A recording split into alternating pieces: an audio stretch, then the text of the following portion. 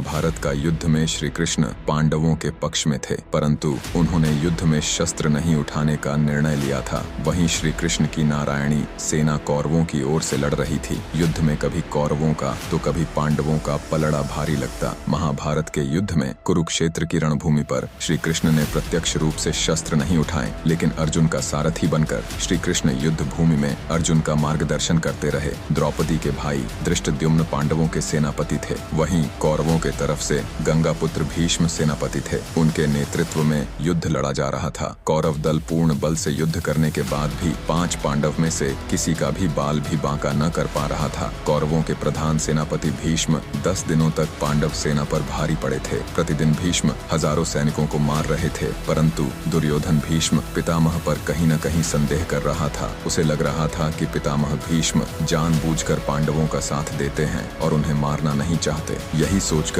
एक रात दुर्योधन भीष्म से सीधे बात करने के लिए उनके पास शिविर में पहुंचा। जब दुर्योधन भीष्म के शिविर में पहुंचा तो देखा भीष्म चिंतनशील होकर शिविर में बैठे थे। यूं आधी रात को दुर्योधन को अपने शिविर में प्रवेश करते देख भीष्म हैरान हुए। उन्होंने दुर्योधन से शिविर में आने का कारण पूछा। दुर्योधन ने गुस्से में कहा, पितामह, आपके मोहपूर्ण अन्याय के कारण मैं आधी रात को आपके शिविर में आने के लिए विवश हुआ हूँ। आप अगर पूरी कर्तव्य निष्ठा और मोह रहित होकर पांडवों के साथ युद्ध करते तो शायद मुझे यहाँ आने की आवश्यकता नहीं पड़ती। युद्ध शुरू हुए 10 दिन बीत चुके हैं, लेकिन आप अभी तक पांडवों को पराजित नहीं कर पाए हैं। आप संसार को दिखाने के लिए युद्ध का अभिनय कर रहे हैं। आपको आज भी पांडवों से अति प्रेम करते हैं और आप मेरे सेनापति होते हुए भी पांडवों को युद्ध जीतते देखना चाहते हैं। अपने बारे में दुर्योधन के मुख से ऐसी बात सुनकर पितामह भीष्म बहुत दुखी हुए। दुर्योधन के मुख से कटु वचन सुनकर भीष्म ने दुर्योधन से पूछा, तुम क्या चाहते हो पुत्र दुर्योधन?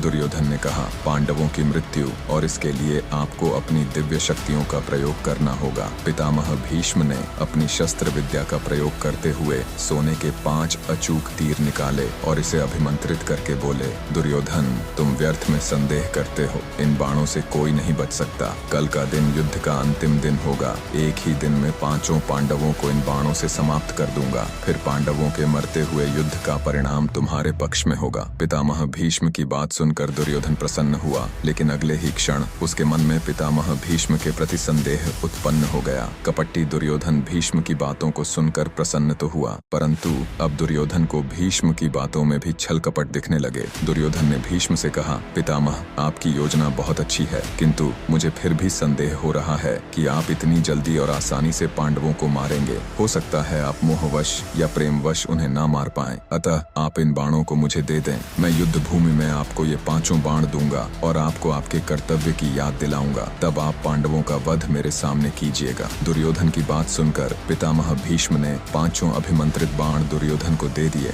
दुर्योधन अपनी संभावित जीत पर बहुत खुश था। वह बाण लेकर अपने शिविर में चला गया। भीष्म के शिविर के पास पहरा दे रहे पांडवों के एक गुप्तचर ने सारी बातें सुन ली। उसने महाराज युधिष्ठिर को आकर सोने के बाण के बारे में सूचना दी। तब भगवान श्री कृष्ण भी वहीं थे। युधिष्ठिर ने भगवान श्री कृष्ण से कहा, हे गोविंद, पितामह के इन तीरों के प्रतिकार हम कैसे करें? इस बात को सुनकर श्री कृष्ण युधिष्ठिर संग तोड़त ही अर्जुन के शिविर में पहुंचे और अर्जुन को पूरी घटना बताई। श्री कृष्ण ने अर्जुन से कहा कि पार्थ, तुम्हें दुर्योधन से उन 5 बाणों को मांगना होगा। श्री कृष्ण की बात सुनकर अर्जुन ने अचंभित होकर पूछा, दुर्योधन भला वो तीर मुझे क्यों देगा? तब श्री कृष्ण ने अर्जुन को स्मरण दिलाया कि एक बार अर्जुन ने दुर्योधन को यक्ष और गंधर्वों के हमले से बचाया था। तब दुर्योधन ने प्रसन्न होकर अर्जुन से कहा था कि वो कोई भी कीमती चीज दुर्योधन से मांग सकता है। उस दिन अर्जुन ने बात को टालते हुए दुर्योधन से कुछ नहीं मांगा था। अब वो समय आ गया है। अर्जुन को श्री कृष्ण की बात सुनकर सब स्मरण आ गया। युधिष्ठिर की आज्ञा से अर्जुन दुर्योधन के शिविर में पहुंचे।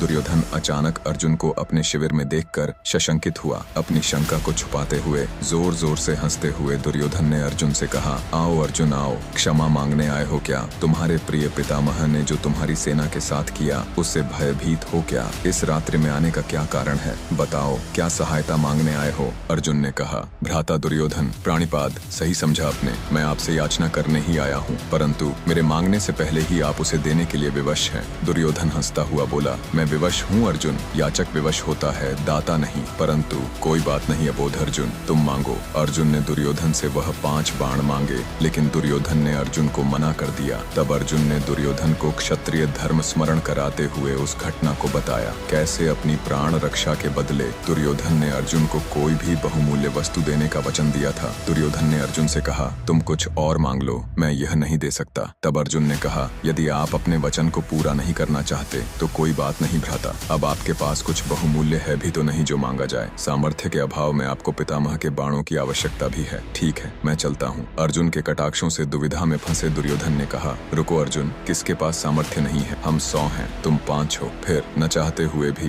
दुर्योधन ने 5 बाण अर्जुन को दे दिए। अर्जुन उन दिव्य बाणों को प्राप्त कर अपने शिविर में आ गए। इस तरह भीष्म से बाण लेने की गलती दुर्योधन पर भारी बहुत पड़ी और पांडवों की मौत टल गई। महाभारत के युद्ध के अंत में पांडवों की जीत हुई।